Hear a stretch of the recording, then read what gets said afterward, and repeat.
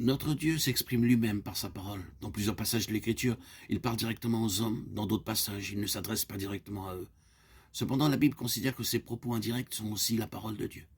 Certains hommes sont de grands orateurs, mais aucun homme ne peut se comparer à Dieu en la matière. Dieu est un merveilleux orateur, mais chose non moins étonnante, Dieu sait aussi merveilleusement écouter.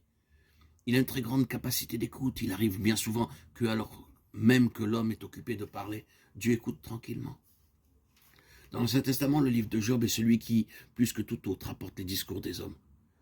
30 des 42 chapitres de ce livre ne font rien de plus que rapporter les discours de quelques hommes. Tout au long des 29 chapitres, Job et ses 3 amis discourent, et pendant ce temps-là, Dieu écoute en gardant le silence. Il y avait aussi un autre auditeur attentif, un homme appelé Eliaou. C'était un homme qui craignait Dieu, et il fit preuve de beaucoup de retenue pendant que les 3 hommes et Job essayaient tour à tour de se réduire au silence.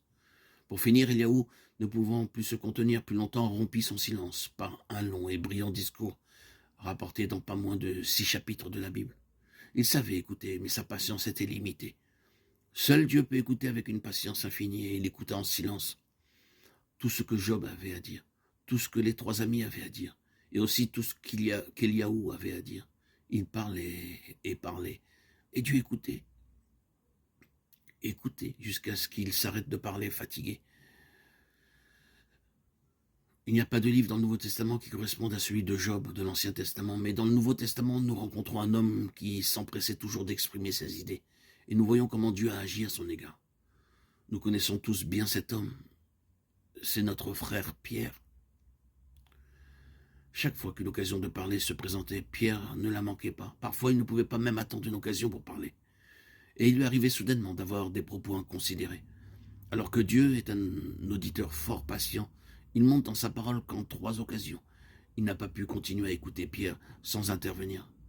La première de ces occasions se présenta sur la montagne de la Transfiguration lorsque Dieu, le Père, réduisit Pierre au silence, après quelques remarques de sa part. La seconde occasion, ce fut lorsqu'il remit en cause une simple parole de Pierre à Capharnaüm. Et la troisième, nous la trouvons quand le Saint-Esprit l'interrompit lors de son discours aux gentils dans la maison de Corneille. Luc nous déclare que Jésus prit avec lui Pierre, Jean et Jacques, et il monta sur la montagne pour prier. Pendant qu'il priait, l'aspect de son visage changea et son vêtement devint d'une éclatante blancheur. Luc 9, 28, 29. Ces 3 hommes étaient ceux qu'il avait suivis de près. Cependant, il leur avait été difficile de réellement connaître celui qui s'était abaissé lui-même en devenant homme. Mais sur la montagne, ils ont vu sa gloire, cette gloire que son humanité avait jusqu'à cet instant voilée à leurs yeux. Le voile fut ôté. Un court instant, il leur fut permis d'avoir un bref aperçu de sa véritable nature. Ils avaient connu l'homme Jésus de Nazareth sur la montagne. Ils virent le Christ, le Fils du Dieu vivant. Pierre fut saisi d'une vive émotion en voyant Moïse, Élie, et aussi en voyant Christ, et il s'exclama, « Maître, il est bon que nous soyons ici. Dressons 3 tentes, une pour toi, une pour Moïse et une pour Élie. » Il n'eut pas loisir d'aller plus loin dans sa remarque, car il fut interrompu par Dieu. Et de la nuée sortit une voix qui dit, « Celui-ci est mon fils, écoutez-le. » Il était nécessaire et vital que les propos impulsifs de Pierre soient censurés. Dieu signifiait en fait, en intervenant, ce n'est pas le moment pour toi de parler, c'est le moment pour toi d'écouter. Tout ce que tu pourrais dire serait hors de propos. Tu penses qu'il faudrait préparer une place pour 3 personnes, mais il n'y a qu'une seule qui soit qualifiée pour parler ici.